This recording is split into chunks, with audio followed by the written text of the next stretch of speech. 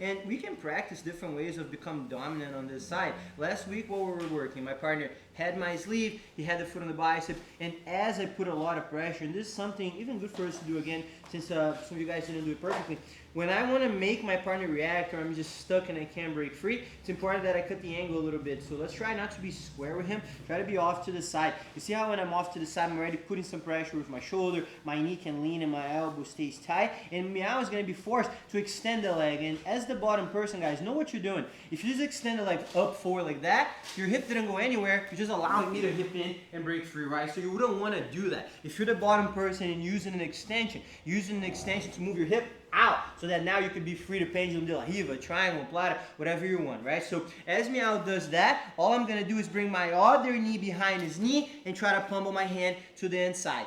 We were working on stacking, right? So after I controlled here, we went back, we put a lot of pressure. But this time around, I want you guys to try to take over the pants so you can start controlling, even with a C grip, and I want you to hop over. And once we hop over and get to this headquarters, my main goal is going to be to not let Meow pull this leg out. So once I can get it in and step forward, look at how I'm going to connect my second grip. Either on the collar, or even better in my opinion for this, we're going to go 4 fingers on the belt, and we're going to lock our elbow in. Now, I don't want Meow's hip to be turned to the side. Get on your side a little bit. If he's like this, it's going to be a little bit harder for me to start beating the foot over the shoulder. So I'm going to really close my elbow and my knee on this side, and I'm going to walk to the right until I feel like Meow is a little bit square.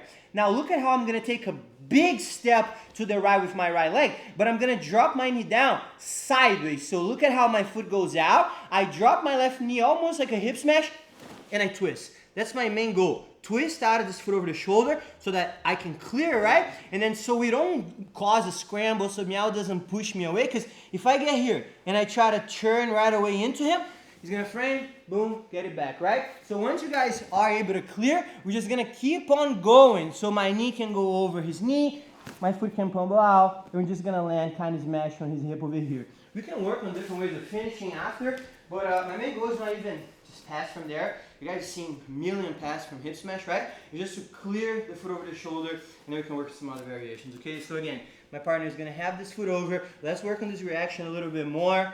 Trying to stay low and put pressure. Meow frees his hip. I bring my other leg, pummel. Now, you can even get back until you're able to control, but once you stuff, you're going to be more square, so you're not leaning on that knee anymore. We go bell, elbow in. Now, if the hip is turned to the side, don't even try. Just walk, walk, walk, walk. Now, when I take a big step to the right, everything's going to twist. So my knee is going to do this. My upper body is going to twist as I take this big drop to clear, right? Now look at how I do turn back into Meow a little bit, but I don't pull my leg back. I just go forward with it so you can start landing on the hip and settling down. Okay, so just working on that, guys, trying to clear that foot over the shoulder and settle on the hip smash. If you're the bottom person, after Meow or after my partner stuffs my leg, so after we get here, you're not resisting, but turn in a little bit. See how I turn in? This is going to force me out to have to walk. And now when my hip is square, slightly to the side, that's when he's ready to go and twist to the side to start clearing and smashing. Okay? So just give them a good reaction so it's a little more realistic and you get a better feel for it. Alright? Let's go, guys. Partner up. 1, 2, 3. When you get there, how to control the hip, how to pass. I'm more focused on having you guys have different options on clearing that and get to a dominant position so that you can pass. So you're going to work on the same setup, but now we're going to work on a little bit of a different way to get to a dominant position, okay? So one thing, just going over still after we get here, right? It's very important, guys, that whenever we get this leg stuffed, and that's no matter if they have the foot over the shoulder or not, that we create a wall on the outside. So that's why for me, in this position here, I feel like it's a little bit better to grab the belt, just so my elbow and my knee can stay a little bit more connected. And if the person at the bottom is good, they're gonna be trying their hardest with this foot over the shoulder to angle their hip that way. That's what they should do. It's a better angle for them to defend. It's a better angle for them to potentially pull this foot out of here, right? So when you're walking, try to be careful not to be too far forward, your balance not good, and too far back where his foot would just easily slide onto my hip. Try to be back and really close his elbow and knee connection tight so that as you're walking, you're almost pushing into his leg.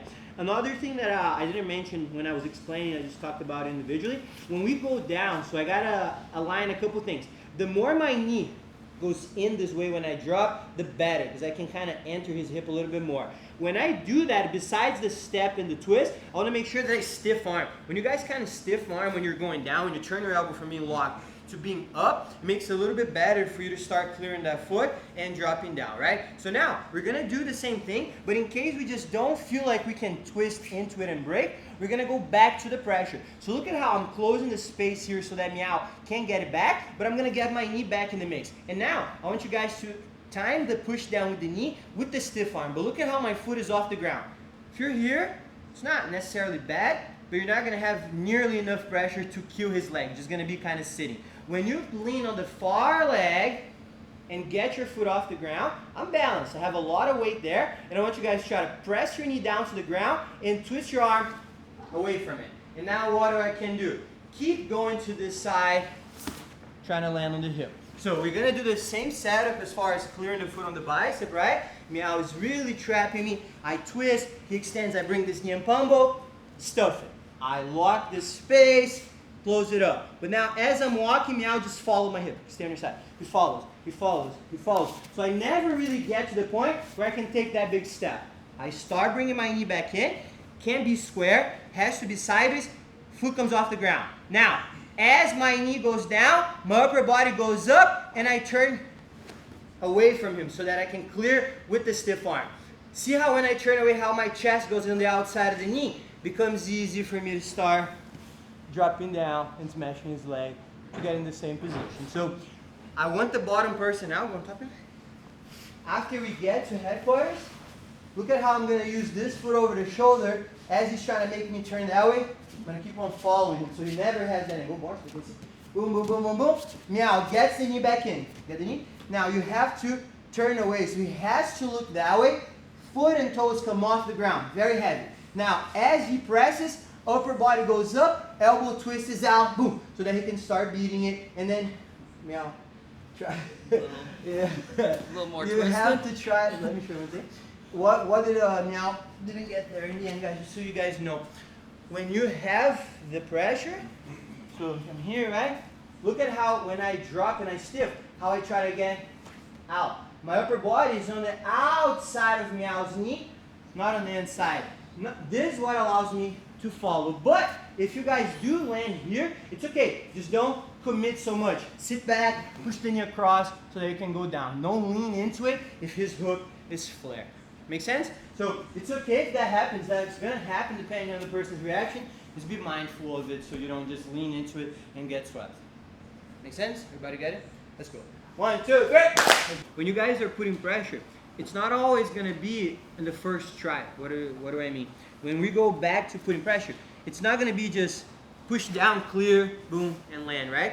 As my partner resists, you guys can kind of hop into it. So look at how I'm putting pressure, and a lot of times when we're using pressure, it doesn't work right away. You have to have some consistent pressure in order to get it, right? Look at how it starts, and I'm closer to the groin than I am to the knee, right? When I tell you guys to go knee down, upper body up, it helps me stiff arm, and it gets my elbow out of the way. So look at how I'm going to take little hops with my back leg in like a circle motion as my knee not only slides down, but it slides through onto the leg until I can beat it. So if you guys can't do it on the first one, doesn't mean you should just let go. You can keep on dropping it down. Now, something that is very important, and if you guys fix that here, it can help you in many different places.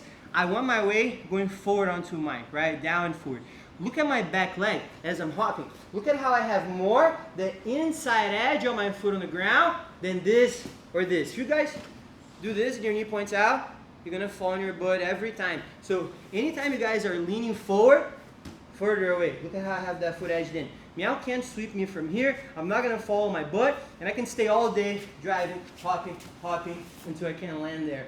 So don't be in a rush, guys. If you're putting pressure, even if you're stuck, just keep the pressure going. He's going to have to react, and that's going to help you find some openings. Don't just, it's not working the first 10 seconds.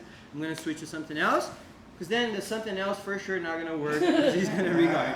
Okay, so again, we go 2 minutes. I start here. I can start more squatted. I can start more pressure. However I want. Just make sure you're locking this outside space here so you're really closing the elbow to knee. Because if you're slacking, Meow pull his foot out, you're going to have to beat that all over again.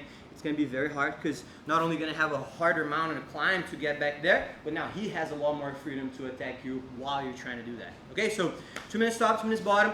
Only reset if you guys score. So if you re-guard, change guards, keep going into some pass, sweep, take the back or finish. So guys, 1, 2, 3.